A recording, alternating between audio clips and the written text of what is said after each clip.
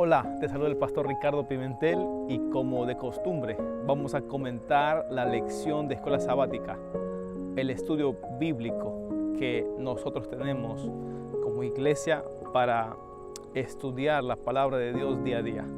En este trimestre, de octubre a diciembre, estaremos viendo temas sobre el Evangelio de Juan, cómo que Jesús se hizo carne, vino a esta tierra y habitó con nosotros, murió por nosotros, enseñó e hizo muchos milagros en este lugar.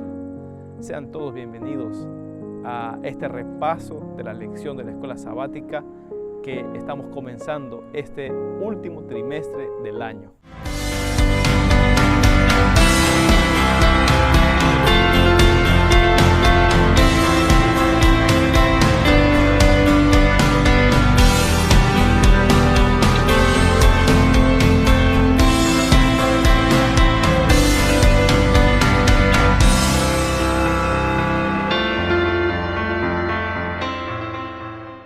Estamos comenzando la primera lección y esta primera lección se titula Señales que indican el camino.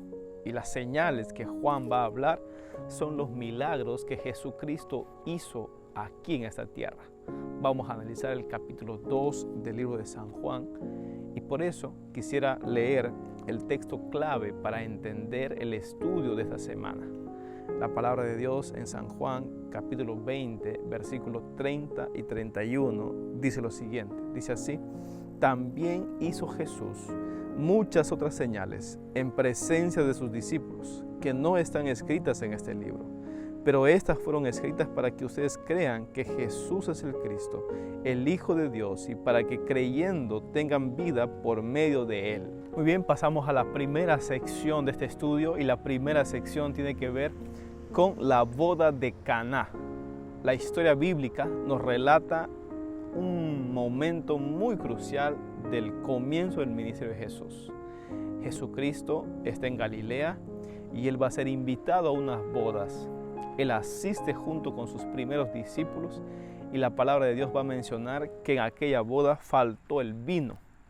Por supuesto que era un zumo de uva, era un jugo de uva sin fermentar que acostumbraban a tomar los discípulos, los cristianos, los judíos de aquellos tiempos. Y Jesucristo va a intervenir en aquella boda porque el vino era muy importante en una fiesta, en una celebración como tal.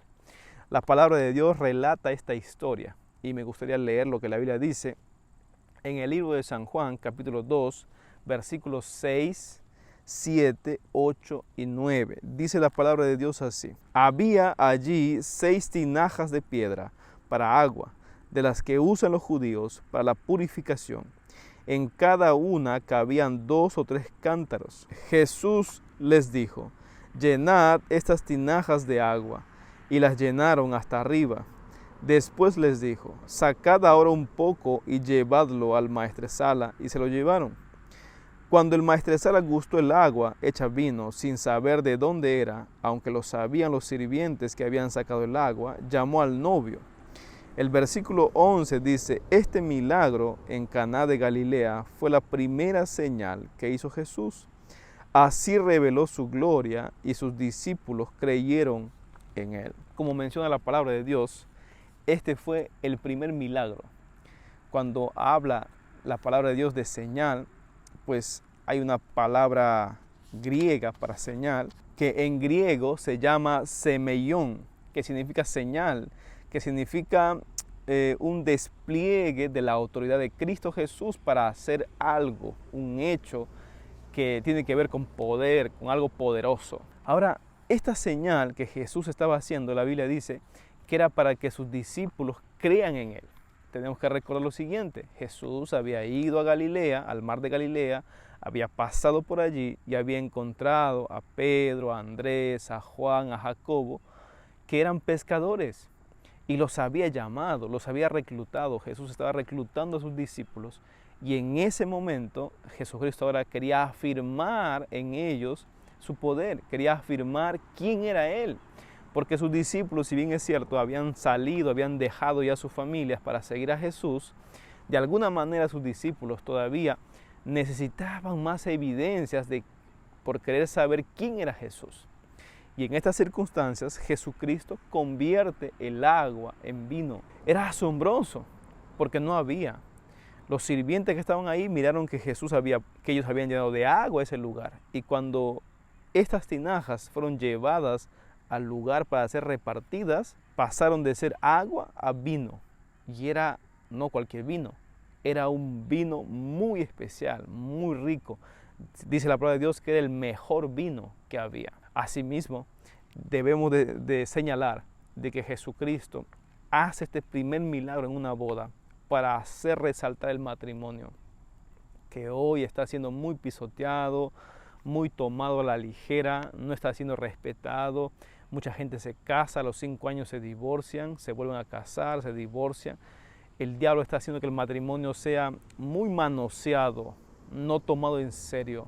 Pero Cristo quería enseñarnos y nos enseña hasta ahora que el matrimonio es instituido por Dios, es algo especial. Y si Cristo vive, es el centro del matrimonio, el matrimonio siempre será funcional. Muy bien, continuamos con el segundo milagro de Jesús, la segunda señal hecha en Galilea. Y esta segunda señal o este segundo milagro tiene que ver con la curación de un niño. La palabra de Dios menciona en el libro de San Juan, capítulo 4, versículos 46, 47 y 48, lo siguiente. Dice así la palabra de Dios. Vino pues Jesús otra vez a Caná de Galilea, donde había convertido el agua en vino. En Capernaum había un funcionario del rey, cuyo hijo estaba enfermo. Cuando ese funcionario oyó que Jesús había vuelto de Judea a Galilea, fue a verlo y le rogó que fuera a sanar a su hijo, que estaba por morir. Versículo 48 dice, entonces Jesús le dijo, si no veis señales y milagros, no creeréis. Aquí está pasando algo que a simple vista, una simple lectura, no se puede notar. Cuando analizamos un poquito el griego, nos vamos a dar cuenta que la palabra de Dios está diciendo algo que no se ve a simple vista. ¿Qué estaba pasando? Un funcionario del rey, era alguien, un trabajador del rey, alguien muy conocido, era alguien que tenía poder, viene a ver a Jesús porque él había agotado todas las fuerzas humanas, había visto al mejor médico, no pudo sanar a su hijo, había utilizado la mejor medicina, no pudo sanar a su hijo, había orado a su Dios, no lo podía sanar a su hijo. Entonces, este funcionario había escuchado de Cristo y entonces al escuchar de Cristo que hacía milagros, él dijo, mi última opción es Jesús, voy a ir a verlo y si él sana a mi hijo, entonces yo me voy a convertir al evangelio. Este hombre estaba decidido a convertirse si es que Jesús sanaba a su hijo. Este hombre llega a pedir el milagro condicional. O sea, yo voy a seguirte si tú primero haces un milagro en mi vida. ¿Cuánta gente en estos tiempos hace lo mismo? Dicen, sí, yo voy a seguir a Jesús, pero primero él que haga un milagro en mi vida. Pero después este hombre va a darse cuenta que Jesucristo podía mirar sus intenciones, porque Jesús le responde duro. Parecía la respuesta dura de Jesús. Ahora, la Biblia menciona en el versículo 49 y 50 lo siguiente. Dice así, el funcionario real le rogó y le dijo, Señor, desciende antes que mi hijo muera. Versículo 50, Jesús le respondió y le dijo, ve, tu hijo vive. Y el hombre creyó la palabra de Jesús y se fue. La palabra de Dios menciona algo muy interesante aquí. La Biblia menciona de que primero este hombre va con su idea preconcebida y dice, si Jesús lo sana, entonces yo creo en él y lo sigo. Pero al mirar la reacción de Jesús y al darse cuenta que Jesús podía mirar su corazón, este hombre cambió, fue transformado en un momento. Se dio cuenta de que así no funcionan las cosas con Dios. Tenemos que ir a Dios sin condiciones. Tenemos que ir a Dios no porque Él va a hacer milagros en nuestras vidas. Tenemos que ir a Dios simplemente porque lo amamos y creer que Él va a hacer posible las cosas aunque no lo podamos ver. Asimismo, la palabra de Dios menciona de otro milagro que ocurrió en el estanque de Betesda, en un lugar muy especial, en donde la gente se reunía, se congregaba, porque había un movimiento del agua y la primera persona que llegaba cuando el agua se movía de tiempo en tiempo era curado de sus heridas. La Biblia lo dice. Va a ocurrir algo aquí, algo inusual. Jesucristo, el que tenía el poder para curar a las personas, iba a pasar por este lugar. La Biblia menciona en el versículo 6 y 7 de Juan capítulo 5 lo siguiente. Dice: cuando Jesús lo vio acostado a un hombre que estaba 38 años en cama o inválido, y sabiendo que hacía mucho tiempo que estaba así, le preguntó: ¿quieres ser sano? Y este hombre respondió y dijo: Señor, no tengo quien me introduzca en el estanque cuando se agite el agua, porque cuando yo voy, otro desciende antes que yo. Versículo 8 y 9 dice: Jesús le dijo: levántate, toma tu camilla y anda. Y en el acto, ese hombre quedó sano, tomó su camilla y se fue. Y ese día era sábado. La palabra de Dios nos muestra una vez más que Jesús hace otro milagro para evidenciar quién era Él. Y en este milagro, en el estanque de Betesda, Él va a curar a un hombre que este hombre nunca lo había visto a Jesús. Pero Jesús le pregunta y le dice: ¿quieres ser sano? Este hombre tenía que decidir porque estaba tanto tiempo viviendo así que posiblemente se haya hasta acostumbrado a vivir así. Se había frustrado, había esperado tantos años el querer sanarse, vivía al lado del estanque, nunca podía, y Jesús vio que él era el más necesitado de toda la gente que estaba ahí y lo sanó. Pero lo sanó porque este hombre tuvo fe en Dios, porque no esperó a ser curado para levantarse. Él se levantó sin haber recibido el milagro y en el trayecto de levantarse fue sano. Esto pasa en nuestra vida cuando nosotros creemos en Dios. A veces queremos recibir un milagro de Dios, pero no estamos dispuestos a movernos a la acción, a hacer nada. Estamos deprimidos, echados, sin hacer nada, pesimistas, y decimos: no, nunca Dios va a hacer nada. Cuando Dios esté esperando que tú des el primer paso de fe y te muevas para que Dios cumpla su voluntad y pueda hacer el milagro que tú tanto esperas. Seguimos comentando la palabra de Dios, estudiando el libro de Juan, capítulo 2, estamos viendo también el capítulo 5, capítulo 4, y esta vez vamos a mirar que habían corazones duros también en el pasado, así como ahora. ¿Y qué significa tener un corazón duro? Significa no escuchar la voz de Dios y actuar conforme a tu propia voluntad y no seguir la voluntad de Dios. Tu corazón se puede endurar cada vez que tú rechazas a la voz del Espíritu Santo que te dice algo. Ahora, ¿quiénes tenían los corazones duros? Los mismos judíos, pero especialmente un grupo selecto. ¿Quiénes? Los fariseos, los escribas y casi todo el Sanedrín que estaba allí. O sea, los hombres que deberían esperar a Jesús, ayudarle a cumplir con la misión que él tenía, a darle un lugar especial a Cristo Jesús allí para que él pudiese cumplir con la profecía bíblica, ellos eran los que lo atacaban a Jesús. Y tenían un corazón tan duro que, a pesar de mirar todos los milagros que Jesús haría, nunca creerían en Jesús. Siempre dirían que es un impostor, que ha venido solamente a imitar a Dios, que es un falso profeta, que Él no es Dios, que Él está hablando blasfemias, etc. La Biblia dice en el libro de Juan, capítulo 5, versículo 14, lo siguiente. Dice así: después Jesús lo halló en el templo y le dijo: mira que has sido sanado, no peques más, para que no te venga algo peor.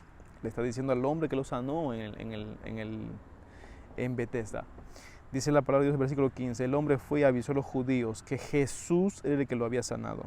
Por esta causa los judíos perseguían a Jesús y procuraban matar a Jesús, porque hacía estas cosas en sábado. Y Jesús dijo así: mi Padre trabaja hasta ahora y yo también trabajo. Entonces los fariseos más procuraban matarlo, porque Jesús no solamente quebrantaba el sábado, sino que también decía que Dios era su propio Padre, haciéndose igual a Dios, semejante, cosa los fariseos decían? Querían matar a Jesús por dos cosas.